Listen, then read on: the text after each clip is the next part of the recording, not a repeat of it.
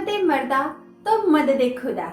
ये लाइन अक्सर आप लोगों ने सुनी होगी। इसका अर्थ यह है कि अगर मनुष्य थोड़ी हिम्मत दिखाए तो भगवान भी उसका साथ देते हैं। हमारे आज के पाठ का भी विषय कुछ ऐसा ही है। तो नमस्कार छात्रों, कैसे हो आप लोग? और आपकी पढ़ाई तो अच्छी चल रही होगी। आज हम आपके 10वीं के कोर्स भी हिंदी में दी हुई पुस्तक स्पर्श के पाठ 17 जिसका शीर्षक है कारतूस और इसके लेखक है हबीब तनवीर जी, और इस पाठ के ऊपर हम चर्चा करेंगे। अच्छी तरह से समझने के लिए हमने इस कहानी को निम्नलिखित भागों में विभाजित किया है। पहला भाग कहानी के सारांश और भाव पर केंद्रित है। दूसरा भाग पाठ को विस्तार से बताता है। तीसरा भाग इस पाठ का निष्कर्ष बताता है। चौथा और अंतिम भाग हमेशा की तरह आपको लेखक के बारे में बताता है। तो आइए बच्चों, चलते हैं हम पहले भाग की ओर, जो कि आपको पाठ के सारांश और भाव के बारे में बताता है। आप सब जानते हैं कि अंग्रेज इस देश में व्यापारी के भेष में आए थे, मतलब वो है सिर्फ व्यापार करने के उद्देश्य से हमारे देश में आए थे। किसी को कोई शक न हो इसलिए वे शुरू में व्यापार ही करते रहे, परंतु उनका इरादा केवल व्यापार करना ही नहीं था। हम सब जानते हैं कि उन्होंने वह हमारे देश का बहुत ज्यादा फायदा उठाया है, क्योंकि जानते थे कि भारतीय बहुत भोले भाले हैं, उन पर शासन आसानी से हो सकता है। इसलिए उन्होंने क्या किया, व्यापार के लिए उन्होंने जिस ईस्ट इंडिया कंपनी की स्थापना की थी, उस कंपनी ने धीरे धीरे देश की रियासतों पर अपना अधिकार जमाना शुरू कर दिया। उनके इरादों का जैसे ही देशवासियों को अंदाजा हुआ, उन्होंने देश से अंग्रेजों को बाहर निकालने का प्रयास शुरू कर दिया। अर्थात जैसे ही भारतीयों को थोड़ी सी सुबुद्धि आई तो उन्होंने सोचा कि नहीं, ये सिर्फ व्यापार करने के उद्देश्य से नहीं आए हैं अंग्रेज है वह, यह हमारा फायदा उठा रहे हैं, हमारा ही नुकसान कर रहे हैं और हमसे ही उनका काम निकलवा रहे हैं और ये हमारे ऊपर शासन करने के लिए आए हैं। तो उन्होंने वह अंग्रेजों को भारत से खदेड़ने के लिए बहुत सारी चीजें करना शुरू कर दिया। लेकिन क्या था, उस समय एकदम से सारी चीजें नहीं हो पाई। क्यों? क्योंकि संचार के कोई साधन थे नहीं। अगर आज वह एक दूसरे से बात करनी होती तो हम आसानी से मोबाइल के ऊपर एक दूसरे को झट से मैसेज कर देते, लेकिन उस समय क्या होता था कि उस समय है वह ऐसे कोई संचार के साधन उपलब्ध थे नहीं। तो लोग है वह एक दूसरे से बात नहीं करवा रहे, हाँ चलो आज अपन आंदोलन करना है तो सब इकट्ठे हो जाओ। उनको वहां तक पहुंचने के लिए महीनों लग जाते थे। इसलिए हमें है 200 साल तक अंग्रेजों ने हमारे ऊपर शासन किया और फाइनली अंत में यही हुआ कि हमें है वह 1947 में उन दुष्ट से आजादी मिल गई। प्रस्तुत पाठ में भी एक ऐसे ही अपनी जान पर खेल जाने वाले शूरवीर के कारनामों का वर्णन किया गया है, जिसका केवल एक ही लक्ष्य था, वो था अंग्रेजों को देश से बाहर निकालना। सब जानते हैं कि हमारे देश में कई क्रांतिकारी हुए, कई आंदोलनकारी हुए, जिन्होंने है वह बहुत सारे ऐसे काम किए जो कि हमें वो आजादी दिलाने के लिए सहायक हो सकते थे। जैसे बात करें, सरदार वल्लभ भाई पटेल है, महात्मा गांधी जी है, जवाहरलाल नेहरू है, सुभाष चंद्र बोस हैं, और उसी तरह से है वह बहुत सारे ऐसे सेनानी हुए जिन्होंने हमें वह इन अंग्रेजों से आजादी दिलाने के लिए बहुत सारा प्रयत्न किया। तो उनमें से एक ऐसे ही जाबाज हैं जिनकी हम आज की कहानी में चर्चा करेंगे। कंपनी के हुक्म चलाने वालों की उसने नींदें हराम कर रखी थी। वह इतना निडर था कि मुसीबत को खुद बुलावा देते हुए न सिर्फ कंपनी के अफसरों के बीच पहुंचा, बल्कि उसने कर्नल पर एक ऐसा रौब दिखाया कि कर्नल के मुंह से भी उसकी तारीफ के ऐसे शब्द निकले जैसे किसी दुश्मन के लिए भी नहीं निकल सकते हों। तो बच्चों, अब हम कहानी के दूसरे भाग, जो कि पाठ को विस्तार से बताता है, पर चर्चा करेंगे। ये पाठ मूलतः एक नाटक है जिसके पात्र हैं कर्नल, लेफ्टिनेंट, सिपाही और सवार, और इसकी अवधि बस 5 मिनट की है और ये 1799 की एक रात की बात है। तो मैं इस नाट्य रूपांतरण को शब्दशः पढ़ती हूँ, जिससे आप इस पाठ को ज्यादा एंजॉय करेंगे और फिर जगह जगह मैं एक्सप्लेन भी करती रहूंगी। तो चलो बच्चों, शुरू करते हैं। गोरखपुर, जो कि उत्तर प्रदेश में है, के जंगल में कर्नल कालिंज के खेमे का अंदरूनी हिस्सा, मतलब हमें यहाँ सीन क्रिएट कर रहे हैं, इस नाटक का एक सीन बता रही हूँ मैं आपको कि इसमें क्या हो रहा है कि जंगल का सीन है, जंगल का दृश्य है और वहां पर उस खेमे के अंदर है वह कर्नल कालिंज बैठे हुए हैं, जहाँ 2 अंग्रेज बैठकर बातें कर रहे हैं। एक तो है कर्नल कालिंज और एक है लेफ्टिनेंट। खेमे के बाहर है, चांदनी छिटकी हुई है और अंदर लैंप जल रहा है। कर्नल कह रहा है लेफ्टिनेंट से। कर्नल कहते हैं जंगल की जिंदगी बड़ी खतरनाक होती है। लेफ्टिनेंट कहते हैं हफ्तों हो गए यहाँ खेमा डाले हुए, सिपाही भी तंग आ गए हैं। ये वजीर आदमी भला आदमी है या भूत, हाथी नहीं लगता। कर्नल उसके अफसाने सुनकर रॉबिन हुड के कारनामे याद आ जाते हैं। सब जानते होंगे आप लोग रॉबिन हुड के बारे में कि वो भी कितना एक जाबाज था, इसलिए यहाँ इसकी तुलना रॉबिन हुड से की गई है। अंग्रेजों के खिलाफ उसके दिल में किस कदर नफरत है। कोई 5 महीने हुकूमत की होगी, पर इस 5 महीने में वो अवध के दरबार को अंग्रेजी असर से बिल्कुल पाक कर देने में तकरीबन कामयाबी हो गया था। तो यहाँ उस जाबाज की तारीफ हो रही है। फिर लेफ्टिनेंट कहता है कर्नल कालिन जी सादत अली कौन है? तो कर्नल कहते हैं कि आसिफुद्दौला का भाई है, वजीर अली और उसका दुश्मन। असल में नवाब आसिफुद्दौला के यहाँ लड़के की कोई उम्मीद नहीं थी। वजीर अली की पैदाइश को सादत अली ने अपनी मौत का ख्याल माना, अर्थात ये कह सकते हैं कि वजीर अली के पिता जो थे आसिफुद्दौला और आसिफुद्दौला का जो भाई था सादत अली, सब जानते हैं कि है वह राज्य के लिए अक्सर लड़ाइयाँ होती है, मकान के लिए, जमीन के लिए, सब जगह अक्सर लड़ाइयाँ होती हैं। तो पहले राजाओं के पास राज्य होते थे। अगर 2 भाई हैं तो बड़ा भाई अगर आसिफुद्दौला है जो कि वजीर अली के पिताजी हैं, लेकिन आसिफुद्दौला को कई सालों तक कोई संतान पैदा नहीं हुई, तो सादत अली को ये लगता था कि आसिफुद्दौला की कोई संतान है नहीं, तो आसिफुद्दौला की मृत्यु के बाद है वह राज्य वह सादत अली के पास आ जाएगा। लेकिन ऐसा होता नहीं है, समझना बच्चों इस चीज को अच्छे से, क्योंकि ऐसा होता नहीं है। क्योंकि आसिफुद्दौला के वहाँ बरसों बाद सादत अली का वजीर अली का जन्म होता है, तो सादत अली को जैसे ही पता लगता है कि वजीर अली पैदा हुआ है तो वह ये मानता है कि यह तो उसकी मौत का ख्याल है। क्यों? क्योंकि अब उसका राज्य उसके हाथ से नहीं मिलेगा, क्योंकि राजतंत्र की जहाँ बात आती है वहाँ राजा का बेटा ही वह राजा बनता है। तो इसीलिए सादत अली ने आगे क्या किया हम पढ़ते हैं। फिर लेफ्टिनेंट कहता है मगर सादत अली तो अवध के तख्त पर बिठाने में क्या मसलहत थी, मतलब ऐसा क्या प्रॉब्लम आ रही थी या क्या समस्या आ रही थी कि हमने सादत अली को नहीं बैठाया? कर्नल सादत अली हमारा दोस्त है और बहुत ऐश पसंद आदमी है, इसलिए हमें अपनी आधी मुल्कियत दे दी और 10 लाख रुपए नगद। अब वो भी मजे करता है और हम भी, ऐसे करके दोनों हंसने लगते हैं। लेफ्टिनेंट कहता है सुना है ये वजीर अली अफगानिस्तान के बादशाह साहिर जमा को हिंदुस्तान पर हमला करने की दावत आमंत्रण दे रहा है। कर्नल अफगानिस्तान को हमले की दावत सबसे पहले असल में टीपू सुल्तान ने दी और फिर वजीर अली ने भी उसे दिल्ली बुलाया और फिर शमसुद्दौला ने भी, अर्थात अंग्रेजों से है वह पीछा छुड़ाने के लिए वजीर अली ने है वह दिल्ली के राजा को, अफगानिस्तान के राजा को बुलाया था। फिर लेफ्टिनेंट कह रहा है कौन शमसुद्दौला? कर्नल बंगाल का नवाब था, निस्तरी मतलब रिश्ते का भाई था। बंगाल के जो नवाब थे उनका कोई रिश्तेदार भाई था, बहुत ही खतरनाक आदमी है यह।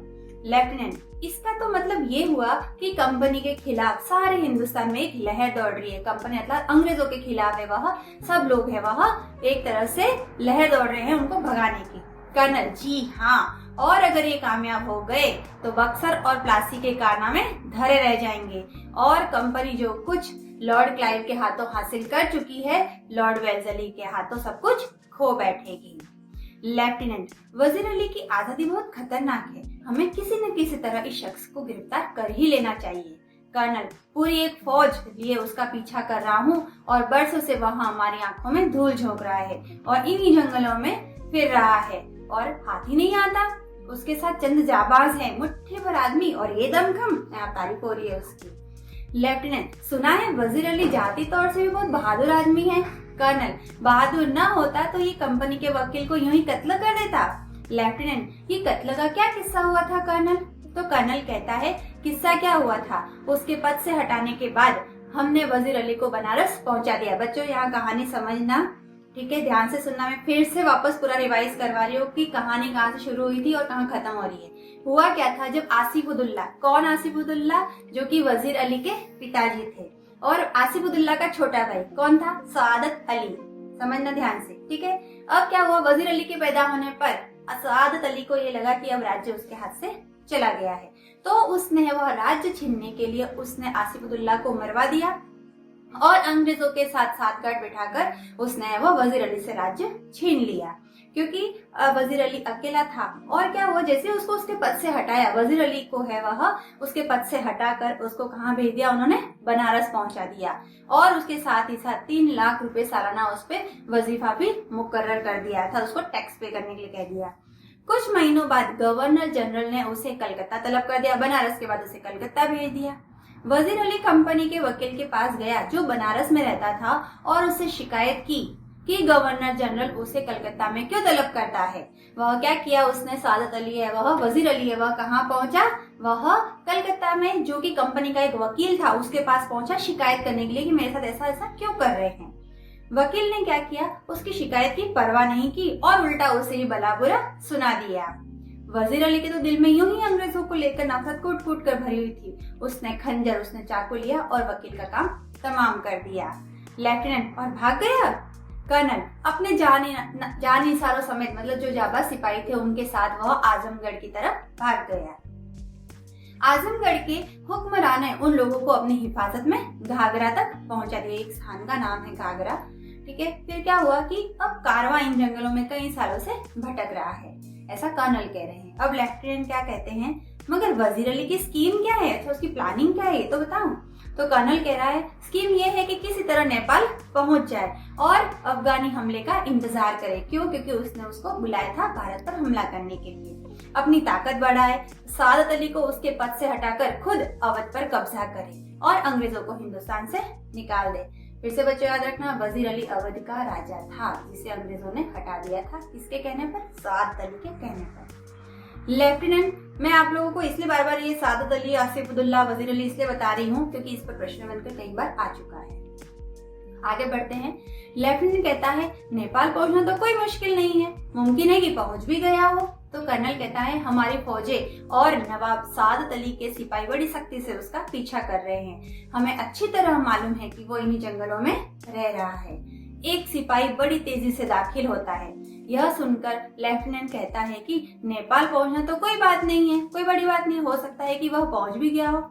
यहाँ पर है वह कर्नल लेफ्टिनेंट की आशंका को मिटाते कहते हैं कि है वह सादत अली और जो राजा और जो अंग्रेजी सरकार है वह दोनों मिलकर उसका पीछा कर रही है तो उसको पकड़ ही लेंगे। इतने में एक सिपाही दौड़कर आता है तो कर्नल उठकर, क्या बात है गोरा, दूर से गर्द उठती दिखाई दे रहा था, बहुत मिट्टी का गुबार उड़ता हुआ दिखाई दे रहा है। तो कर्नल कहता है सिपाहियों से कह दो कि तैयार रहें। सिपाही उसको सलाम करके चला जाता है। क्यों, क्योंकि एक नाटक है तो हम उसको इसी तरह से हमारी भावभंगिमाएं होनी चाहिए। फिर लेफ्टिनेंट कह रहा है जो खिड़की के बाहर देखने में मशरूफ होता है, गर्द तो उड़ रही है जैसे कि पूरा एक काफिला चला आ रहा हो, मगर मुझे तो एक ही सवार नजर आ रहा है। फिर कर्नल भी खिड़की के पास जाकर देखता है कि हाँ एक ही सवार है, सरपट घोड़ा दौड़ाई चला आ रहा है लेफ्टिनेंट, और सीधा हमारी तरफ आता मालूम होता है। कर्नल ताली बजाकर है वह सिपाही को बुलाता है। सबने देखा होगा पहले ताली बजाकर बुलाया जाता था कि अंदर आओ। फिर कर्नल सिपाही से कहता है सिपाहियों से कहो एक सवार पर नजर रखे कि ये किस तरफ जा रहा है। सिपाही सलाम करके चला जाता है। फिर लेफ्टिनेंट कहते हैं शुबे की तो कोई गुंजाइश ही नहीं, यथाशक्ति की तो कोई गुंजाइश ही नहीं कि यह हमारी तरफ ही आ रहा है। और उसे टापों की आवाज सुनाई देती जो कि आकर रुक गई है। सवार कहता है, जो सवार था जो कि घोड़े पर आ रहा था, उसने वह आकर कहता है कि मुझे कर्नल से मिलना है। तो गोरा अर्थात जो उनका सैनिक है, क्योंकि अंग्रेजों को गोरे भी कहते थे ना, गोरे लोग ऐसे, तो यहाँ पर उसकी बात हो रही है। वो चिल्लाकर कहता है कि बहुत खूब। फिर सवार बाहर से ही सी। फिर गोरा क्या कहता है, हुजूर सवार आपसे मिलना चाहता है। तो कर्नल उसको कहता है भेज दो। फिर लेफ्टिनेंट कहता है वजीर अली का कोई आदमी होगा और हमसे मिलकर उसे गिरफ्तार करवाना चाहता होगा। कर्नल कहता है खामोश रहो। सवार आते ही पुकार उठता है तन्हाई तन्हाई, मतलब वो भी एक राजा ही है तो आते ही वो भी कहते तन्हाई तन्हाई, मतलब सब लोग चले जाओ, मुझे अकेले में बात करनी है। तो कर्नल कहता है साहब यहाँ कोई गैर आदमी नहीं है, आप राज़े दिल कह सकते हैं, मतलब आप अपने मन की बात को कह सकते हैं। यहाँ कोई भी ऐसा व्यक्ति नहीं है जो कि आपके राज दिल को दूसरों को बता दे। फिर सवार कहता है दीवार हमगोश दारद तन्हाई, मतलब कहता है कि दीवारों के भी कान होते हैं, तो तन्हाई मतलब सब चले जाओ। फिर क्या होता है कि कर्नल है वो लेफ्टिनेंट और सिपाहियों को जाने के लिए कहता है और खेमे में एकदम से तन्हाई हो जाती है। फिर दोनों आपस में बात करते हैं। अब सवार क्या कहता है आपने इस मुकाम पर क्यों खेमा डाला है। कर्नल कंपनी का हुक्म है कि वजीर अली को गिरफ्तार कर लिया जाए। सवाल लेकिन इतना लाव लश्कर क्या मायने, मतलब इतने लाव लश्कर की क्या जरूरत है। तो कर्नल कहता है गिरफ्तारी में मदद के लिए। फिर सवार क्या कहता है कि वजीर अली की गिरफ्तारी बहुत मुश्किल है साहब। तो कर्नल कहता है क्यों? वो एक जाबाज सिपाही है। कर्नल, हाँ मैंने भी यही सुन रखा है, आप क्या चाहते हैं? मतलब पूछ रहे आप क्यों आए हैं? तो सवार कहता है कि चंद कारतूस चाहिए मुझे। तो कर्नल कहता है किस लिए? सवार कहता है वजीर अली को गिरफ्तार करने के लिए। कर्नल बिना कुछ सोचे समझे उसको 10 कारतूस लाकर दे देता है, ये लो 10 कारतूस। सवार मंद ही मंद मुस्कुराता है और कहता है शुक्रिया।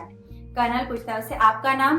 तो सवार बहुत ही अच्छा जवाब देता है, कहता है वजीर अली। आपने मुझे कारतूस दिए इसलिए आपकी जान बख्श कर देता हूँ। ये कहकर वो बाहर चला जाता है, घोड़े पर बैठकर रवाना हो जाता है। इतने में लेफ्टिनेंट उसके पास आकर बोलता है कि कौन था? कर्नल, अब बोलने लायक तो कुछ रहा नहीं वो, क्योंकि जिसको मारने के लिए वो इतने महीनों से जंगल में डेरा डाले हुआ था वही आकर उसी को मारने के लिए कारतूस उससे लेकर चला गया। तो कर्नल कहता है दबी आवाज में, एक जाबाज सिपाही, क्योंकि अगर उसने ये कह दिया कि वह वजीर अली है तो उसकी तो इज्जत धूल मिट्टी हो जाती। बच्चों, अब हम इस पाठ के निष्कर्ष की बात करते हैं। जैसा कि हमने पहले के पाठों में पढ़ा था, बहादुर व्यक्ति कोई भी कार्य कर सकता है। इस पाठ में यही था कि बहादुरी के साथ लड़ने पर हम कितने ही ताकतवर शत्रु को हरा सकते हैं। तो बच्चों, जीवन में बहादुर बनो, समझदार तो अब हो ही। अब समय है पाठ में लेखक के बारे में जानने का। तो अब हम लेखक हबीब तनवीर जी के बारे में कुछ जान लेते हैं। इनका जन्म 1 सितंबर 1923 को रायपुर में हुआ था, जो कि अब छत्तीसगढ़ की राजधानी है। हबीब तनवीर जी को संगीत नाटक एकेडमी अवार्ड, पद्मश्री अवार्ड, संगीत नाटक अकादमी fellowship award, Padma Vibhushan award जैसे सम्मानों से सम्मानित किया गया। भारत के मशहूर पटकथा लेखक, नाट्य निर्देशक, कवि और अभिनेता यह रहे हुए हैं और इनका निधन है वह 8 जून 2009 को मध्य प्रदेश की राजधानी भोपाल में हुआ था। तो बच्चों, कैसी लगी हबीब तनवीर जी की रचना और इससे आप क्या सीखे आज? अपने विचार आप नीचे दिए हुए कमेंट बॉक्स के माध्यम से पूछ सकते हैं। आज के लिए इतना ही, फिर मिलते हैं एक नए पाठ के साथ। Bye bye.